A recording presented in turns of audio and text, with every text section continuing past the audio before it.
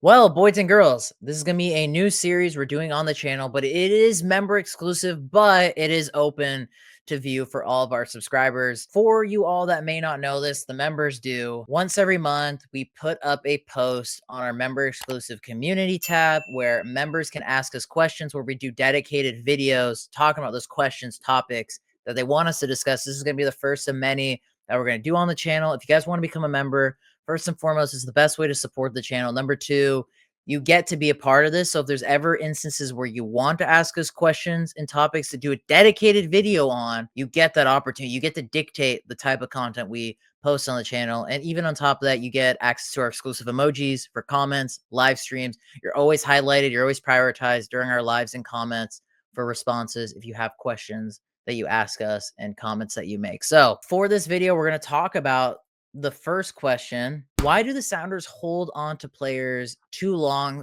/ not sell players sooner? Nuhu, Leva, Atencio, Raul, etc. Well, I think there's two like main like categories this kind of happens because of. I think one is the ownership group, the high ups in the club, and then coaching staff, Brian Schmetzer, etc. I think it starts with the club tries to prioritize the Sounders being a good place to a club you want to go to, a club where players are respected. And I think part of that they think that links with it is the fact that they have to give players what they want. They sort of have people stay around too long. We see this, as you mentioned, Nuhu type of player, Raul, these guys that sort of they come to the club and they stay here till they start to dwindle out a little bit. Ladero is kind of a bad example of it, but besides that, I think they want to have players come to the club and stay at the club. We see that with Rusnak, Morris. The other side of the coin is I think Schmetzer gets really attached to players. We see this in years past. He has a lineup and he likes to stick with that lineup. And I think that goes with just having those faces in the locker room around the team. Schmetzer gets his guys that he likes, and he doesn't really want to lose them, even if they aren't necessarily performing. It's sort of what God is for the group right now to that CCL. He wants to give his players the respect that you could argue they deserve, but at times it runs a little bit long. We saw Rui Diaz towards the end, not really getting played, but yet still on the books, and then eventually just having to let him walk. So I think it kind of is a combination of the ownership group trying to have high standards for the Sounders as a club and Schmetzer getting attached to the players that he likes. Yeah, first and foremost, I think this is a great question. So shout out to Oklahoma Kid for this one because I really liked it a lot. In regards to adding on to what J Ross said, I think there's two sides to the coin to this.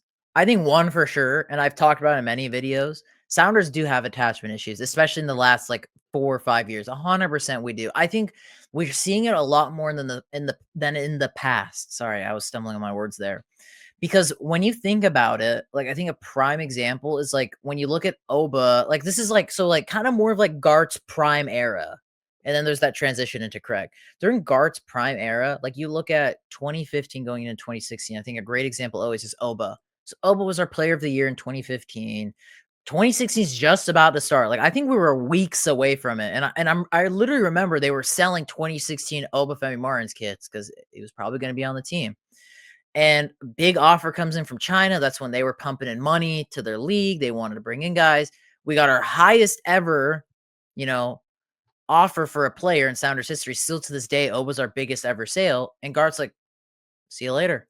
Like, I think Garth was a lot better at knowing that this was a business. Like, I was reading, I don't remember what Sounders book it was, but I think when Chad Barrett was getting interviewed at like the end of season interview, where he had a pretty good year for us. Again, I think it was 2015, where he was the main guy off the bench. He was still scoring goals. He was helping out the team.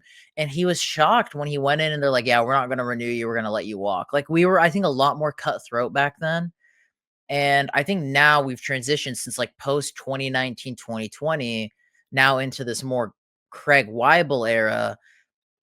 And as you said, like with Brian, they kind of work together a lot more because it's known Garth and Brian, they didn't always see eye to eye about things, but hey, sometimes opposites attract. They talk about in relationships, and since we're on this whole attachment issue thing, maybe it worked out well. I don't know, but we're seeing they're very buddy buddy with themselves, and we know Brian has favorites, and Weibel has been very scared of change, and he just wants to stick with that team that won 2019 MLS Cup, 2022 CCL, and it's just like I don't know, like I think we have an issue of knowing when it's the right time because people in the back office from obviously lower tier from Brian, but more of those higher ups being like, you know what, this team was successful. We're just going to stick with it. We're going to keep rolling with it. And I don't know why. I don't know why we have such big attachment issues exactly. I don't like it because I like that era. Yeah, it sucked at the time when we sold players like Oba, we let Chad Barrett go, or we let Kenny Cooper walk, and things like that. It sucked,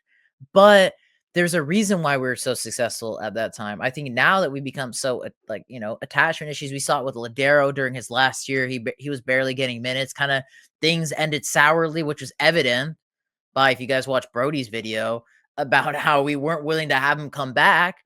We saw it at the end of Rui Diaz's tenure. Oh my God. Like, Rui Diaz has had nothing good to say about us during that last season, because he's like, I wanted to leave. They wouldn't let me leave because they didn't want to buy me out, like this and that. Like, and you could evidently see he was not happy riding the bench. And so it's like, you got to find that happy middle. And right now we went from one far to the extreme to another far to the extreme, but I'll take being cutthroat and knowing when to sell players, because then we can reinvest it. And I think we also saw that another good example is Liao Chu. I think he's a prime recent example. You get a big offer for him. He wanted to go. The club wanted to buy him. And Craig's like, nah, I want to keep him. And obviously things ended badly. Liao didn't want to be here. Fans were kind of tired of his attitude, which granted, I don't really blame his attitude. He didn't want to be here. He had an offer from one of the best clubs in Brazil. He was ready to jump ship. We said no. And it's like, well, shit, I was going to make more money. I was going to be back home. I was going to play for the best team in Brazil. That was a win-win-win. So I definitely think we do.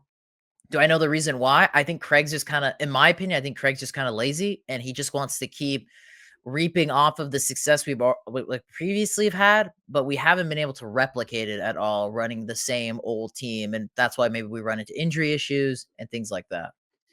Yeah, I think it's a combination of that. I think it's the idea of what the club stands for, but also that like fear of making a mistake.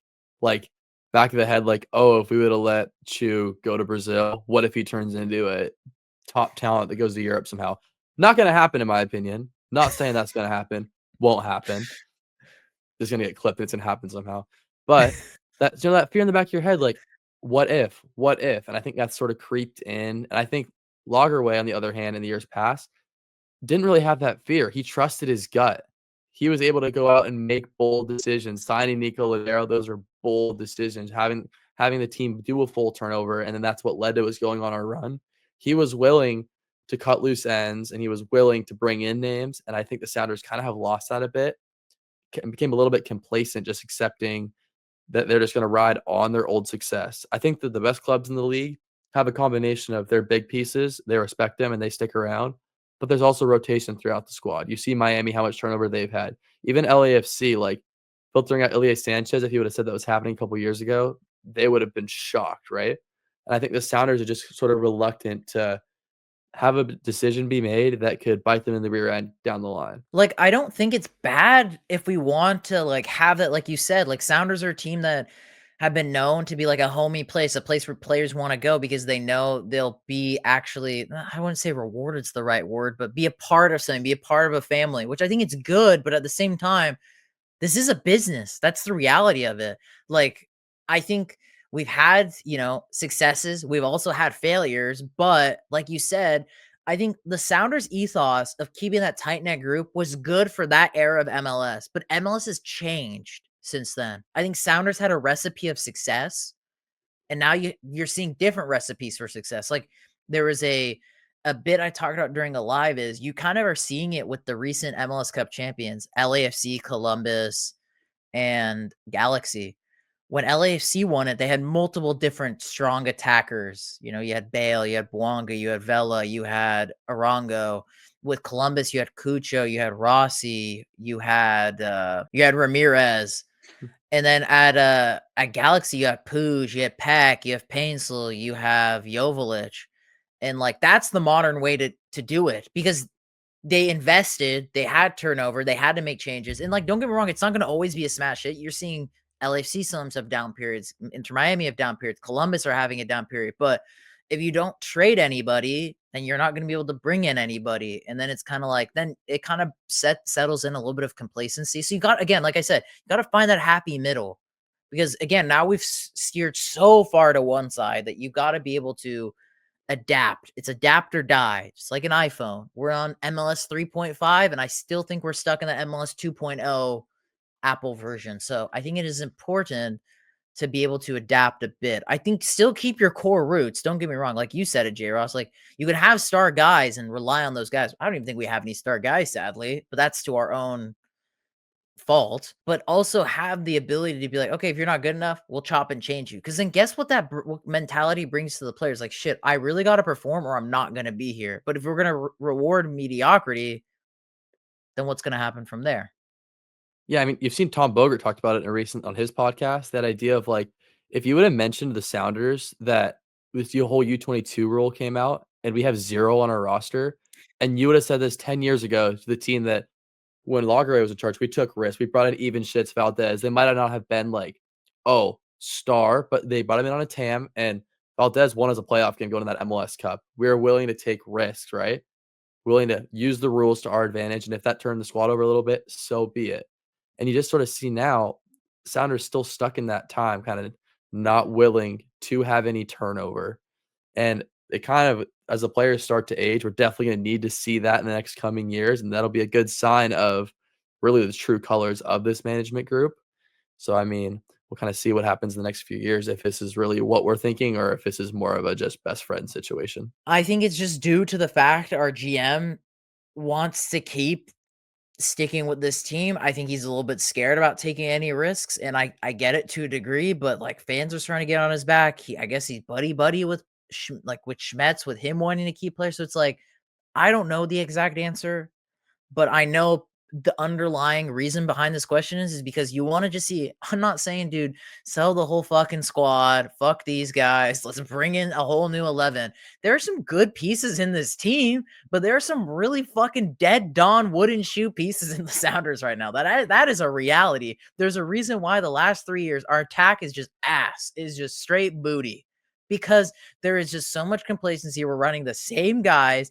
There's no new added pieces, no turnover. So they're like, okay, well, if I just have a half-ass season, I'll still be here next year because I'm buddies with Craig. I'm buddies with this guy. Like, and that's not how it should work.